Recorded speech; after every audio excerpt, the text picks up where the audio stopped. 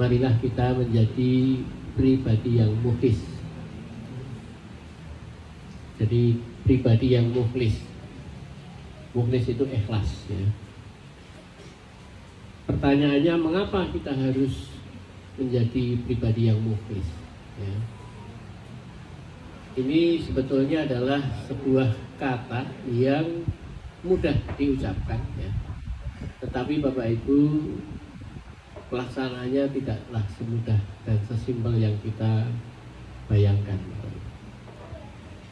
Di dalam Quran surat Al-Bayyinah ayatnya 5, Bapak Ibu, saya bacakan artinya. Dan mereka tidak diperintah. Jadi kita ini tidak diperintah oleh Allah kecuali, berarti dalam hal ini Allah itu sebetulnya enggak merintah, cuman satu perintahnya, karena kecuali itu hanya satu, kecuali agar mereka beribadah kepada Allah dengan ikhlas dalam menjalankan agamanya. Jadi satu hal. Jadi kalau kita sering pernah mendengar dan selalu mengucapkan bahwa kita itu hidup di dunia ini, wa ma khalaqtul jinna wal insa illa liya'budun.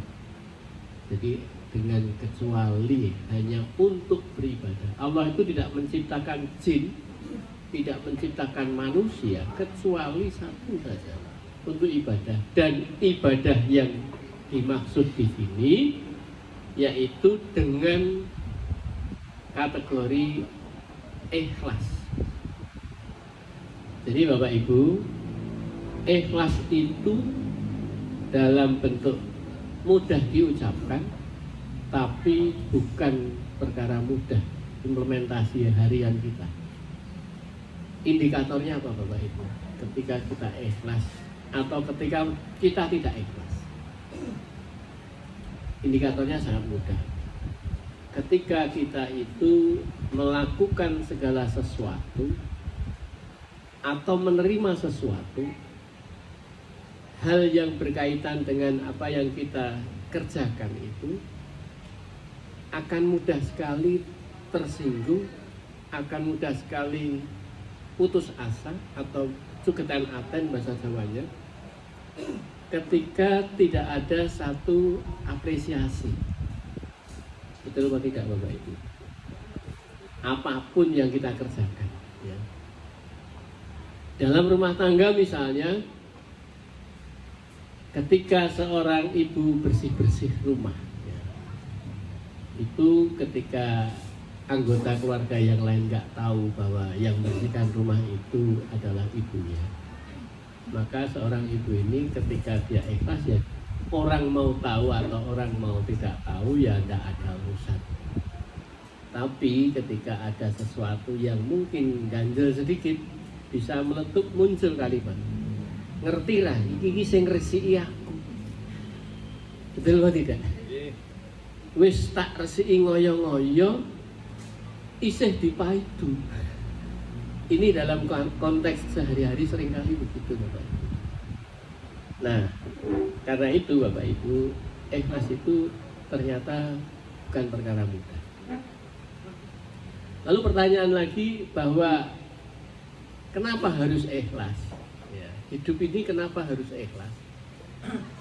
Jawabannya karena ikhlas itu merupakan fondasi Bapak Ibu. Fondasi itu berarti basic yang membuat kokohnya kita. Kalau ibarat bangunan joglo ini ada fondasi, berarti ada batu kali, campuran semen, campuran pasir, campuran krakal yang kemudian dijadikan sebagai fondasi. Ya, supaya kuat. Karena itu merupakan fondasi sikap kita. Nah, hati-hati di sini Bapak Ibu. Sikap ini adalah di otak. Ya, sikap itu ada di otak.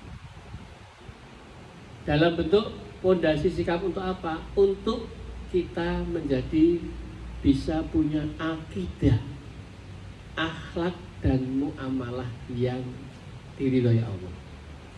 Jadi ketika sebuah sikap tidak ada satu unsur ikhlas, maka kita apapun yang kita kerjakan di luar dari visi sebuah kehidupan tadi, ya, visi kita itu wa ma khalaqtul jinna wal insa illa liya'budun.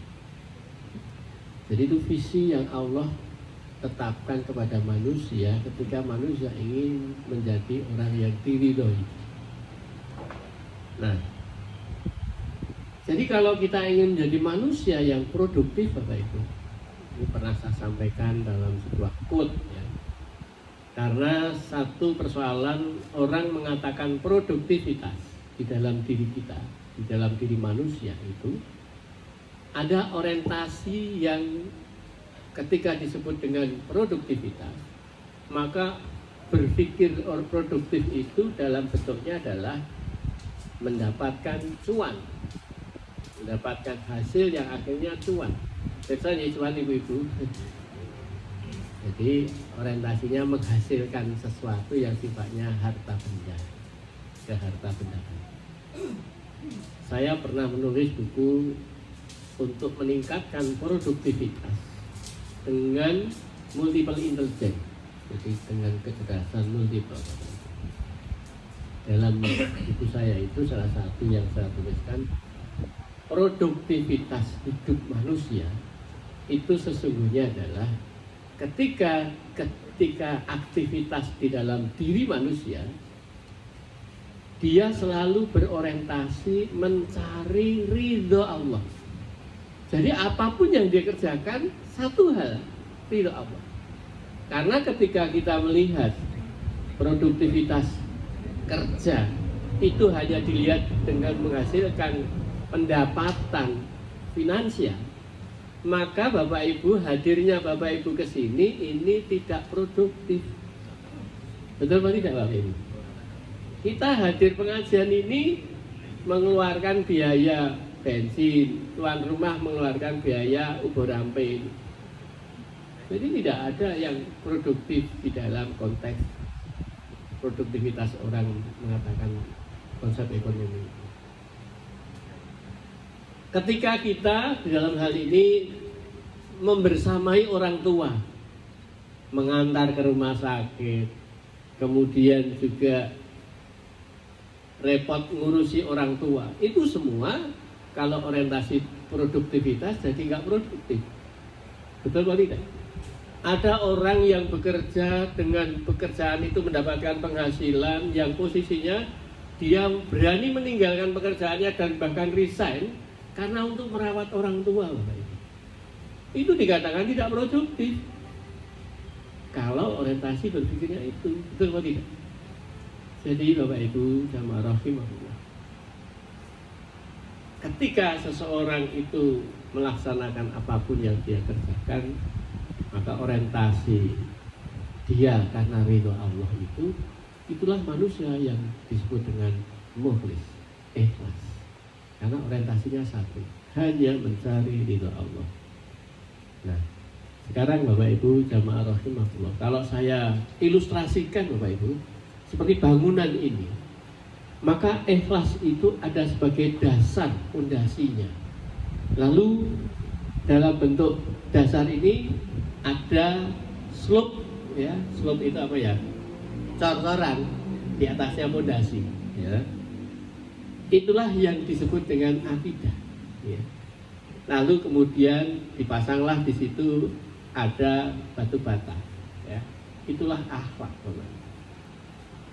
Dan kemudian bisa kita lihat di dalam tembok yang sudah naik ini, nanti diantaranya adalah dipasang slope-slope yang untuk menguatkan itu, ya. Akhlak yang ada ini melahirkan suatu interaksi antara batu bata dengan slope, namanya muamalah. Muamalah, interaksi kita saat ini, ya, berinteraksi sosial, muamalah. Dan ketika kita bermuamalah inilah muncul ada tiga hal tadi, ada akidah, ada akhlak, ada muamalah. Nah, itu di atasnya ada namanya atap. Dan atap itulah yang kita sebut dengan iman dan takwa. Jadi keistiqomahan atap ini untuk bisa memayungi tegak kehidupan di dalamnya ini, itulah sebuah istiqomah iman dan takwa. Jadi orientasi kita membangun sebuah iman dan takwa kita itu dilandasi dari dasarnya adalah ikhlas. Jika ikhlas tidak ada, maka akidah tidak terbentuk, maka itu sebetulnya hanyalah kamuflase, ya, yang akhirnya nanti interaksi sosialnya juga kamuflase, Bapak Ibu. Ada aktivitas tetapi tidak ada artinya apapun. Bapak Ibu jamaah rahimahullah, karena itu ikhlas itu sama dengan tauhid, Bapak Ibu. Jadi keikhlasan di dalam melakukan apapun, maka ikhlas itu adalah tauhid. Karena hanya satu hal, yaitu mencari ridho Allah, keridhaan Allah, tauhid. Jadi mentauhidkan Allah dalam kategori manusia selalu bersahadat. Asyhadu an la ilaha illallah wa asyhadu anna Muhammadar Rasulullah. Jadi dalam bentuk itu kita mentauhidkan diri. Esensi tauhid itu adalah ikhlas. Di luar itu maka tidak ada sebuah tauhid. Nah, maka Bapak Ibu jamaah rahimahullah, agar supaya kita menjadi bisa ke arah itu, maka satu hal yang kita harus lakukan lillahi ta'ala. Jadi lillahi ta'ala itu termasuk ketika kita saat ini pengajian, ya, banyak yang pamit misalnya. Ini kan rasanya gimana gitu, kurang mantep gitu ya. Padahal itu mau yang datang banyak atau sedikit sebetulnya sama saja bagi orang yang ikhlas. Jadi mantep-mantepan itu memang urusannya bukan karena faktor ketauhidan, Bapak Ibu. Maka saya seringkali mengatakan begini, Bapak Ibu, mau yang datang 3, mau yang datang 100, tidak ada efeknya terhadap apa yang kita kerjakan. Betul atau tidak? Saya itu ada halakoh, Bapak Ibu, itu berhentinya karena ya usia yang dalam posisinya sudah sejak tahun 2010 sampai di 2025 ini berhenti karena apa? Tinggal 5 ini gantian mesti sakit. Karena sudah semuanya pensiun, Pak. Yang tidak cuma saya sendiri dalam hal ini sebagai murabinya. Sehingga ketika satu nggak ada, sudah akhirnya gantian ditunda dulu, lama-lama hilang karena berhenti karena apa? Yang hadir nggak ada, cuman 2 itu kan jadinya kayak private. Itulah satu kondisi manusia. Tetapi kita sebagai orang yang melaksanakan itu, bismillah, pahalanya sama kok Bapak Ibu. Sama Pak. Ketika kita itu niat karena Allah, sudah, artinya harus dinikmati saja gitu. Karena yang memisahkan itu Allah.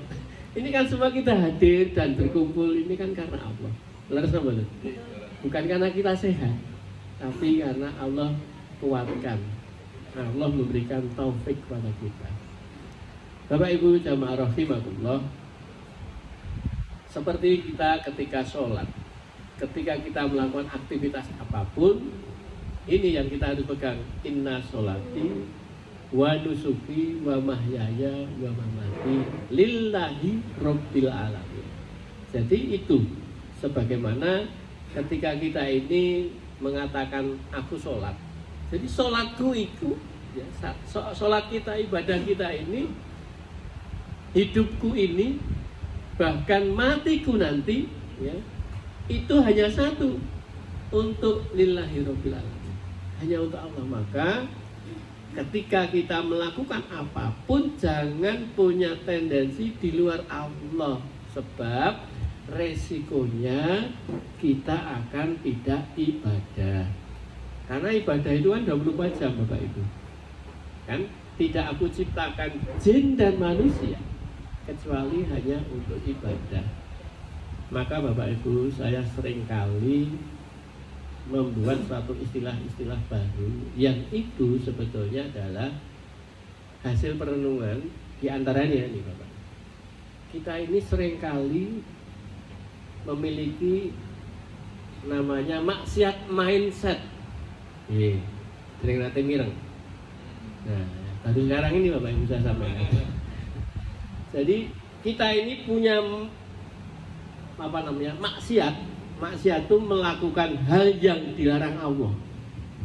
Segala hal yang dilarang Allah kita itu namanya maksiat.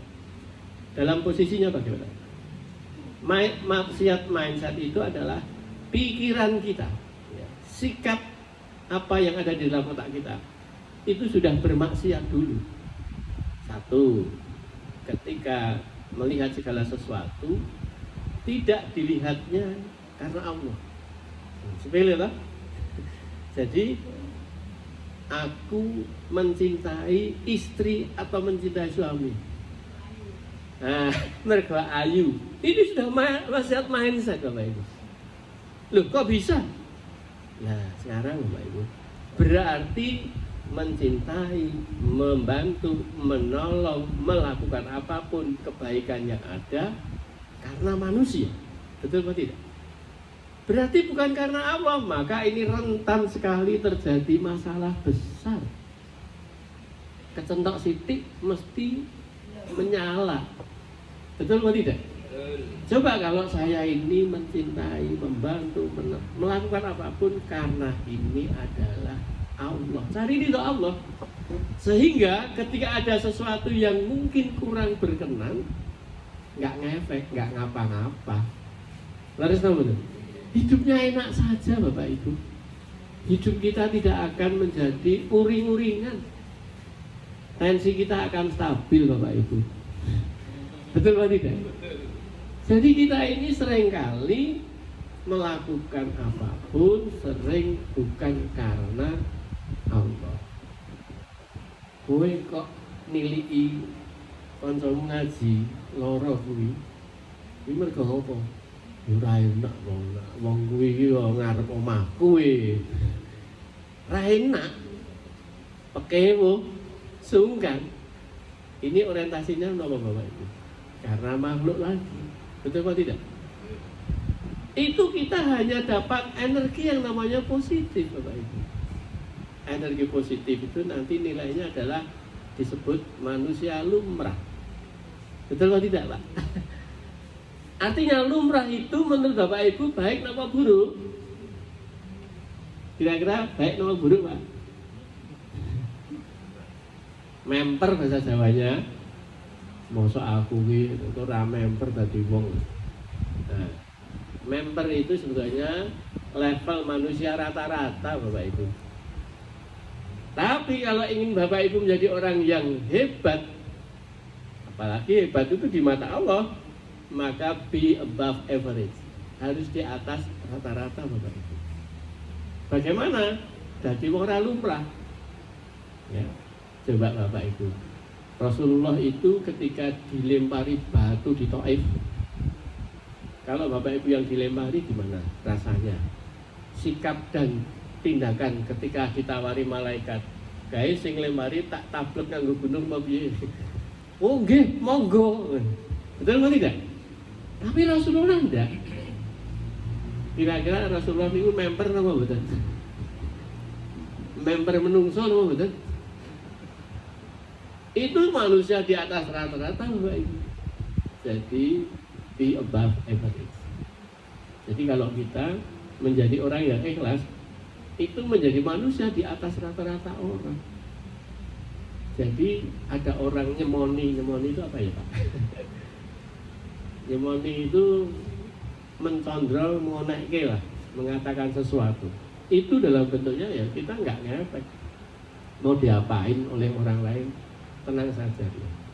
Nah maka hidupku dan sampai akhirnya mati husnul khotimah itu karena hidupnya selalu hanya mencari ridho Allah. Maka Bapak Ibu yang hadir ini pasti semua cita-cita kalau meninggal husnul khotimah ya. Iya. Maka kunci husnul khotimah itu exercise kita dalam harian kita adalah selalu ikhlas Bapak Ibu. Ikhlas itu pasti la ilaha illallah. Ya, semua lillahi rabbil alamin. Sehingga meninggalnya kita itu bisa kita desain Bapak Ibu. Ya. Mendesain nasib kematian kita. Ya. Karena itu dalam bentuknya ketika seseorang itu kebiasaannya nggak ikhlas, ini akan berisiko tinggi kita manusia akan menjadi bisa su'ul khotimah walaupun aktivitas kita sepertinya banyak bernilai ibadah. Karena iblis itu posisinya sangat memudahkan kesuksesan usaha iblis ketika kita nggak ikhlas. Kenapa demikian? Karena iblis sudah berjanji, sudah mengatakan clue kepada Allah dalam kaitan kelemahan dia. Nah, makanya Bapak Ibu hati-hati tadi, tidak ikhlas itu adalah musyrik, ya. Musyrik. Jadi innamal a'malu binniyat. Sepele, hanya niat itu menentukan kita jadi musyrik, melakukan kesyirikan, ya. Kan jadi bahaya tuh ini, sepele tapi bahaya jadinya. Coba kita lihat di dalam Quran surat Yunus ayatnya 105 yang artinya dan hadapkanlah wajahmu, berarti orientasi di dalam kehidupan kita ini, sudut pandang kita, tindakan kita dan seterusnya ini hanya kepada agama dengan tulus dan ikhlas di situ. Jadi ada tulus dan ikhlas. Dan janganlah kamu termasuk orang-orang yang musyrik, menyekutukan atau menduakan sebagaimana tujuan hidup itu, yaitu jangan sampai menduakan Allah. Berarti artinya ketika kita itu tidak ikhlas, ini adalah bagian dari perselingkuhan hidup Bapak Ibu. Perselingkuhan hidup, selingkuh bukan dengan Allah gitu. Nah, maka hal-hal apa yang kita tanpa sadar Bapak Ibu, tanpa sadar ya, menuntun kita berbuat syirik, yaitu satu tadi yang saya ceritakan, menjenguk orang sakit tadi ya, agar dinilai orang yang baik, agar dinilai orang yang lumrah gitu. Maka kalau ada orang tanya, kamu kok nengok? Itu dalam hal ini diperintahkan Allah, maka saya menengok itu karena perintah Allah. Jadi kalau sudah perintah Allah kita kerjakan, ya itulah ketaatan ya. Lalu tanpa sadar juga kita sering membiasakan mengasah ketajaman pekewuh. Bapak Ibu, hilangkan kata pakewuh. Misalnya jika memberi sumbangan kok sidik, nggak usah melihat kita itu siapa. Kalau kita memang nggak punya dan dalam kondisi mampunya segitu, sudah selesai. Niat karena Allah, selesai. Jadi jangan dipaksakan banyak hanya karena pakewuh. Mosok aku di golongan 4E misalnya gitu. Mosok aku ki jenderal ini, mosok aku ki mosok ini tadi, oh memper itu. Ini urusannya bukan masalah memper dan tidak, tapi hanya Allah dan kitalah yang tahu bahwa kita ini mencari apapun karena keridhaan Allah. Jadi apapun yang kita kerjakan, bekerja diniatkan mendapatkan uang yang banyak. Nah, ini sepele toh. Kita ini nggak sadar. Boleh nggak? Boleh.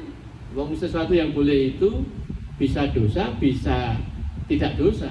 Tapi kalau ini niatkan karena bukan Allah, ya dalam bentuknya hanya kita nanti masuk golongan musyrik. Ya. Lalu pertanyaannya, lah kita bekerja itu dalam hal ini niatkan karena apa? Niatkan karena ibadah pada Allah. Tadi waktu sebelum kita mulai, salah satu Bapak Haji Mudadi tadi menyampaikan Pak Mudadi posisinya ada di TikTok ini ya, yang viral, alumni FKUMY ya, itu mahasiswa saya. praktek dalam hal ini tidak ada tarif, gitu. Dalam posisi dokter praktek lengkap, ada lab, ada apa itu, farmasinya juga ada. Tidak ada tarif, saya ikhlasnya pasangi kotak amal itu. Betul tidak? Masalahnya begini Bapak Ibu. Beliau itu lalu mulainya ragatnya kan ya oke, perlu modal. Justru orang kayak gini ini Allah akan lebihkan. Wa yarzuqhu ya min haitsu la yahtasib Bapak Ibu.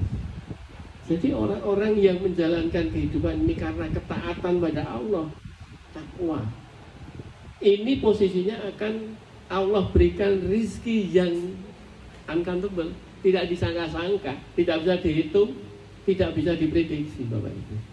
Betul atau tidak? Mau ada warung gratis Bapak Ibu, itu gratis, siapapun boleh ngambil, tidak terkecuali. Kok bisa melaku terus? Nah, ternyata dia itu malah dapat banyak dari bukan pembeli, betul atau tidak Bapak Ibu? Dan malah buka cabang lagi. Ini kalau kita lihat dalam kehidupan ini tidak bisa dirasional Bapak Ibu. Jadi itu niatnya karena ikhlas membantu, memberikan sesuatu. Allah ini akan memberikan hal yang lebih ketika kita itu ada di jalannya, ya. Bapak Ibu jamaah rahimakumullah, maka bekerja itu ketika kita bekerjanya profesional, tidak usah niatnya cari uang. Kenapa? Nah, mesti kono gajinya kok, betul atau tidak? Sebab apa? Dapatnya berapa itu urusan Allah, sudah. Yang namanya kita kalau bekerja di dalam gotong royong, ya kita nggak mencari uang, malah keluar uang, betul atau tidak? Rumusan begitu juga. Oh, ini pekerjaan profesional, di dalam bekerja ada apa namanya gaji tetap, ada macam-macam. Kok niat kerja kok cari uang? Mau contoh nanti dapat, betul atau tidak Bapak Ibu? Nah, jadi kita hilangkan itu. Niatnya apa? Saya berniatkan ibadah. Ibadah saya apa? Nah, ibadah saya adalah saya membantu banyak orang yang nanti supaya bisa. Misalnya kalau saya ngajar itu, saya ingin membuat banyak orang itu tercerahkan di dalam mendapatkan ilmu ini. Jadi dalam bentuk itu saya niat karena Allah agar mereka nanti ikut di jalan Allah, kan gitu. Maka ketika saya ngajar itu pasti materi yang saya sampaikan tidak hanya mata kuliah itu ansihnya, pasti ada selipan-selipan di situ untuk ketauhidan. Jadi orientasinya adalah menginspirasi. Nah, dalam bekerja apapun Bapak Ibu, menulis buku, ketika saya membuat video kemudian saya upload, dah ini niatnya adalah bagian dari karena Allah menebarkan ilmu yang nanti ketika saya mati ini masih hidup, YouTube-nya masih nyala. Sudah tidak Bapak Ibu? Itu salah satunya. Makanya niatkan jangan karena cuan, terlalu remeh nanti jadinya. Datang pengajian karena tidak enak, jika tidak hadir karena kita dulu yang pernah ngunduh beliau datang. Wah, itu juga nggak boleh. Sepele toh. Kok teko repot-repot tak rewangi teko. Lah pas aku ngunduh dhek biyen rawuh iki. Jangan karena itu. Maneman. Ya. Rajin bekerja agar dinilai atasan, ini juga sama. Kita rajin bekerja itu biar dilihat atasan kita atau orang-orang di sekitar kita. Nah ini juga jangan sampai. Makanya di dalam kehidupan kita ini seringkali tak sadar. Jadi judulnya di atas, tanpa sadar kita ini masuk dalam jebakan syirik. Misalnya juga perilaku nyentrik alias ada udang di balik batu, ngetrek gitu Pak. Tahu ngetrek ya Bapak Ibu? Ngetrek itu apa ya misalnya? Kayaknya nyelondoh tapi dalam bentuknya ada tujuan tertentu yang di situ itu ada udang di balik batu. Nah sekarang ini Bapak Ibu, ikhlas itulah yang juga sama dengan akhlakul karimah Bapak Ibu. Rasulullah itu diutus di muka bumi, beliau menyampaikan innama bu'istu liutamima maharimal akhlak. Jadi saya ini, kata Rasulullah, hadir di dunia, dilahirkan di dunia ini hanya untuk diutus menyempurnakan akhlak. Nah, akhlak yang disebut Rasulullah itu adalah akhlak di mana segala apa orientasi hidup kita hanya Allah. Maka Quran surat Al-Ikhlas tidak ada tulisan ikhlas. Jadi apa jadi? Qul huwallahu ahad, Allahu samad, lam yalid wa lam yulad wa lam yakul lahu kufuwan ahad. Endingnya ahad. Allahu samad. Jadi saya itu hanya bergantung pada Allah. Allah itu tempat bergantung, maka apa yang saya kerjakan bergantung sama Allah. Jadi tidak ada urusan yang namanya agar supaya itu enggak. Ketika kita baik dengan pasangan kita, jangan karena biar dia sayang padaku, nanti malah diuji. Betul apa tidak, Bapak Ibu? Kita itu sudah setia, kita itu sudah baik dengan pasangan kita, dia malah nggak seperti yang kita harapkan, malah jengkel. Aku ki kurang opo, kurang siji ya, kurang ikhlas. Betul apa tidak? Tapi jadi runyam semuanya, Bapak Ibu. Jadi kalau kita itu mijeti suami kita, istri kita, ben opo? Ben karena ridho Allah. Jadi enak sekali kita, nggak ada beban apapun. Apa alasannya akhlak mulia itu adalah orang yang ikhlas? Ini di dalam Quran surat An-Nisa, Bapak Ibu, di surat Al-Ikhlas ayatnya 125. Dan siapakah yang lebih baik agamanya daripada orang yang ikhlas menyerahkan dirinya kepada Allah, sedang dia pun mengerjakan kebaikan, dan ia mengikuti agama Ibrahim yang lurus, ya.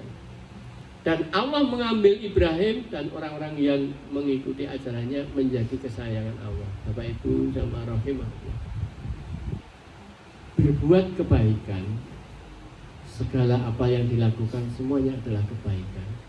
Itu sebuah akhlakul karimah, ya. Akhlak yang mulia.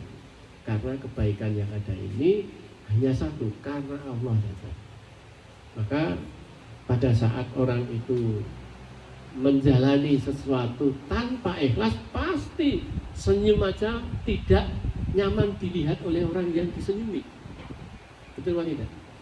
Ketika kita senyum nggak ikhlas hanya karena SOP, misalnya pegawai bank gitu kan, SOP-nya itu ketika buka pintu satpam harus mengatakan senyum, terus kemudian menyapa, apakah ada yang bisa saya bantu, Bapak, Ibu, kan itu sambil senyum. Itu nak posisinya hanya karena SOP, kecut pasti, senyumnya kecut. Karena apa? Energi getaran yang ada dari getaran bibirnya, otot-ototnya, suaranya itu tidak nendang dalam bahasa Jawanya itu, ya. Jadi Bapak Ibu jamaah rahimahullah, ketika kita ini orang ikhlas berbuat karena perintah Allah bukan karena orang lain, itulah yang pernah kita lakukan dalam keseharian, itu menjadikan kita tidak pernah merespon apapun kecuali hanya responnya la ilaha illallah. Misalnya ketika kita kerja sudah benar, sudah on time, sudah on the track, lalu masih ada yang nyetuk, kowe nyambut gawe ora tahu bener, ngopo kowe iki bendina mangkat ning kaya ora ana pekerjaan sing dikerjakan. Dipaidu gitu loh. Ini kalau orang dalam bentuk nggak ikhlas mesti mangkau. Oh, enak wae ngomong, mesti akan merespon negatif. Tapi ketika kita dalam posisinya ikhlas, alhamdulillah, pahalaku tambah mengalir dari orang-orang yang maidu. Kita hanya subhanallah, astagfirullah, alhamdulillah. Nah, selesai. Jadi segala hal apa yang orang lain respon buruk tentang kita, kita tetap baik, gitu. Nah, ini yang akhirnya menyebabkan kita itu mampu untuk istiqomah menjaga iman kita, taat kita kepada Allah, hanya karena di dalam diri kita selalu manter kepada Allah. Nah, di dalam Quran surat Al-Hijr itu ayatnya 39 sampai 40 Bapak Ibu. Iblis itu berkata kepada Allah, ya Tuhanku, oleh sebab engkau telah memutuskan bahwa aku ini sesat. Jadi sudah oleh Allah di label, diketok bahwa kamu sesat gitu.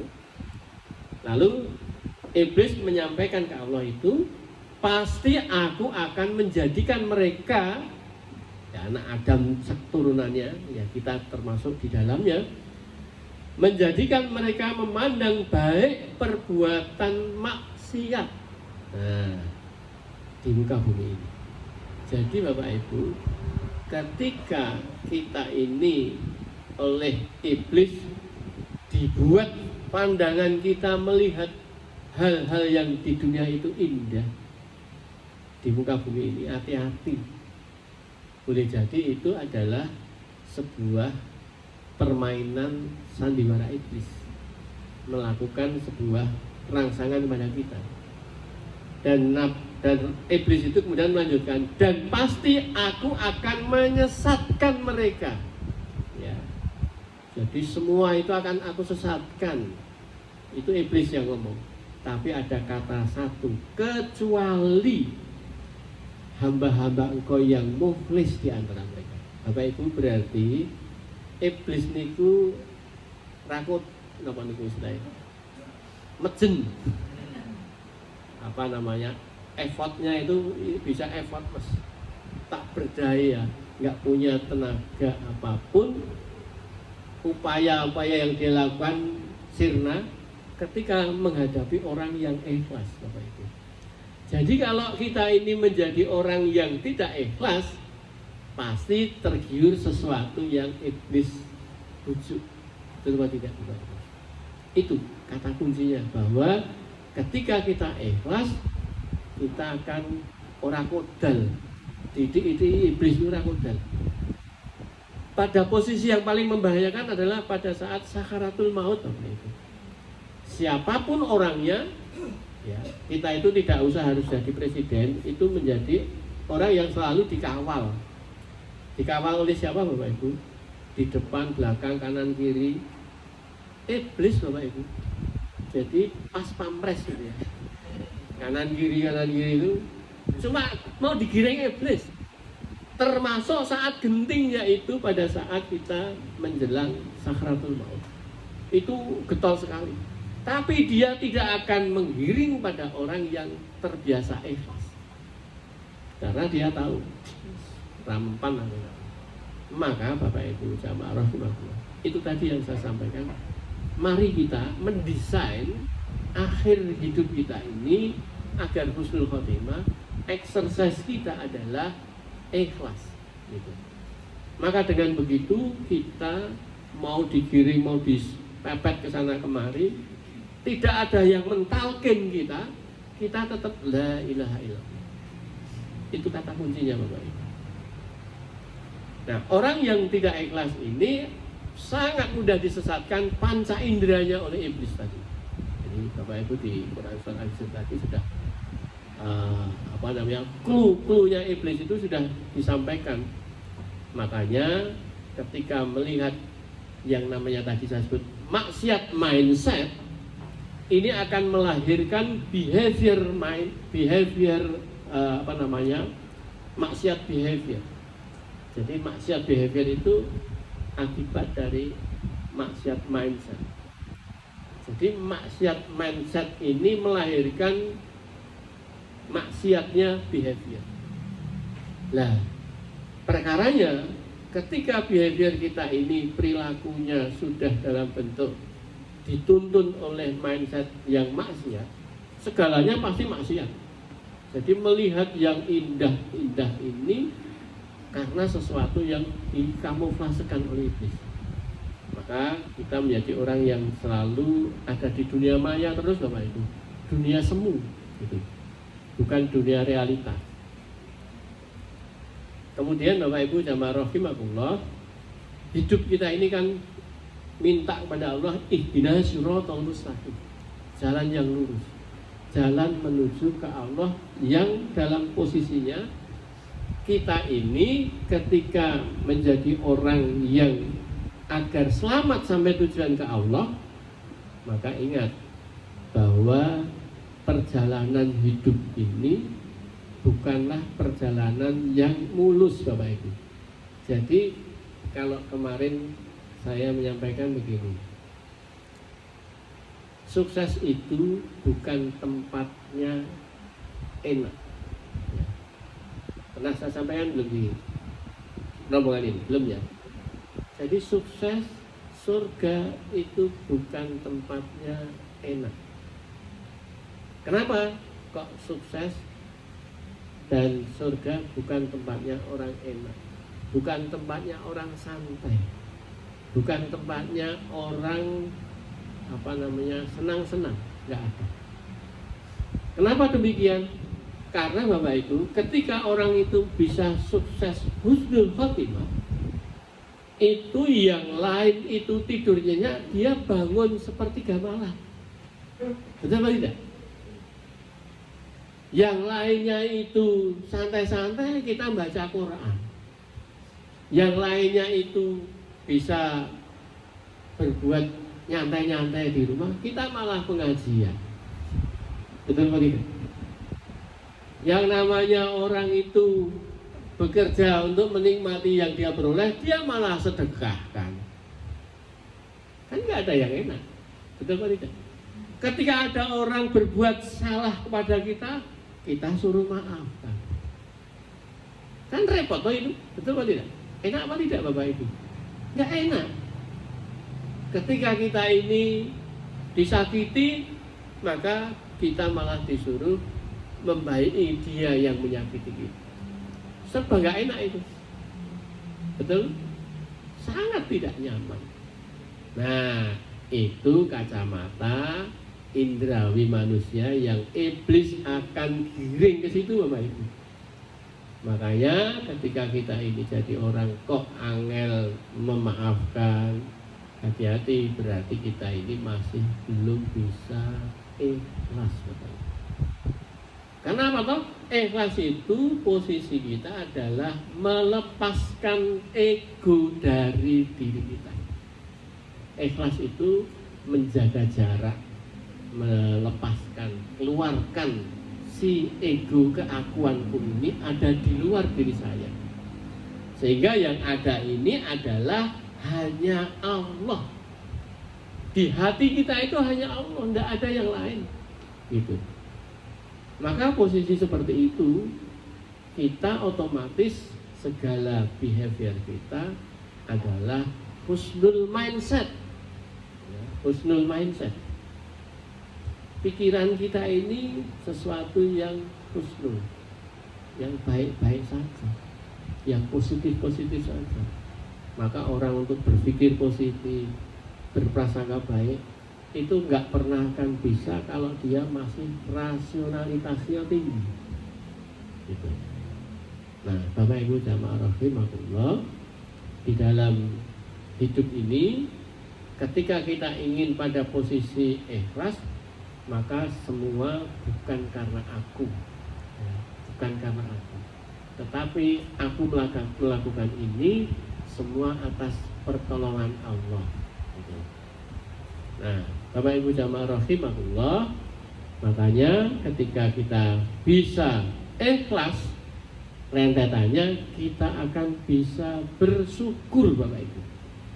Orang tak pernah akan bisa bersyukur dengan benar, ya. Benar itu apa? Syukur bukan hanya mengucap lafal alhamdulillah, bukan. Ya. Wah, saya tuh bersyukur loh. Pengajian ini ono sing rawuh. Nah, ini alhamdulillah sudah masuk dan mengatakan di situ sudah masuk. Oke. Ini nak aku ra ngopiak-opiak ra dadi. Kalimat ini membuyarkan yang di depan Bapak Ibu.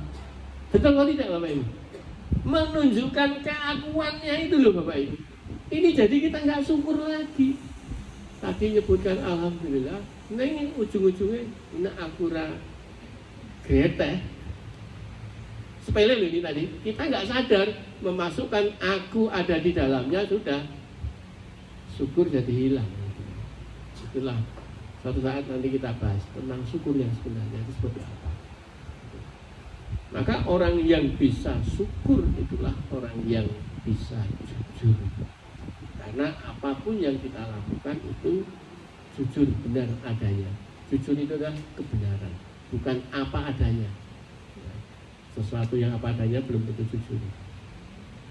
Dan disitulah Bapak Ibu, ketika kita bisa jujur, maka hal ini akan terjaga iman dan takwa kita ini pada posisi yang istiqomah Bapak Ibu. Nah, sehingga suatu ketika Bapak Ibu, ketika kita tidak lagi berdaya kesadaran otak kita untuk bisa sadar diri, itu posisinya Allah tuntun kepada kita agar terjaga dari iblis Bapak Ibu. Kan kita ini sekarang punya kesadaran Bapak Ibu, masih mau berpakaian, masih mau datang pengajian. Tapi nanti ketika kita diberi demensia itu apa? Lupa. Memori kita sudah tidak bisa lagi mengingat sesuatu. Itu bisa terjadi seperti kita ada kemarin itu di dekat masjid kami Bapak Ibu. Waktu itu kita sedang habis subuh, lalu nunggu suruh itu ada orang opiak. Waktu saya berangkat itu orang tidak ada apa-apa di jalan itu. Tapi tahu-tahu di situ ada orang telanjang, sudah tua, tidur di tengah jalan. Nah, kan pada bingung itu. Nah, ini adalah orang yang tadi sudah demensia berat, ya. Sampai lupa dan tidurnya ini akhirnya dibawa ambulan di dievakuasi. Jadi ketika kondisi seseorang nggak sadarkan seperti itu, Allah pun jaga kita dalam kondisi yang nanti tetap husnul khotimah. Bagaimana? Karena ending sebelum sadarnya hilang tadi, Allah posisikan kita dalam keadaan selalu iman dan takwanya selalu ke Allah. Nah, Bapak Ibu jamaah rahimahullah, itulah mari kita ketika kita semakin banyak apa yang kita dapatkan ilmu-ilmu ini, mari kita amalkan yang sedikit itu supaya kita nambah amal-amal yang bisa menjadikan kita tetap ikhlas dan jadi bekal insya Allah menjadi husnul khotimah. Amin ya rabbal alamin. Bapak Ibu, makatan al-haqqu min rabbikum, kalau ada benar itu datang dari Allah SWT, kalau ada khilaf dari saya mohon maaf. Assalamualaikum warahmatullahi wabarakatuh.